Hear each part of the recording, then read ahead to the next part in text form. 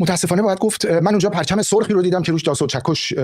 تسلیم شده بود و این واقعا نمایانگر یک دیدگاهیه که باید بگیم شکست خورده، یعنی پایه‌های اجتماعیش رو به طور کامل از دست داده. تعداد آدم‌هایی که اونجا حاضر بودن رو میشمردین شاید بین 20 تا 50 نفر آدم جمع شده بودن زیر اون پرچم و من فکر می‌کنم که این شکست خوردن به یک لجاجت تبدیل شده و فقط اینو میتونم اینجوری برای خودم توضیح بدم، به خاطر اینکه ما میدونیم جناح چپ هم بسیار ضربه خورد. دهه 60 اعدام‌های فله‌ای جناح چپ رو در جمهوری تحت نظام جمهوری اسلامی ما دیدیم و تعقیب شدن. به خاطر همین همشون دهه هاست خارج از کشور دارن زندگی میکنن. حالا بگذاریم از اینکه خیلی‌ها به نظر من خیلی‌ها معقول سوال میکنن پس چرا اومدین در کشورهای کاپیتالیستی زندگی میکنین، چرا نرفتین مثلا کره شمالی یا روسیه یا چین زندگی بکنین. ولی خارج از این من واقعا این رو کاملا بی اخلاقی میدونم، هم از لحاظ فردی هم از لحاظ گروهی، که خودشون در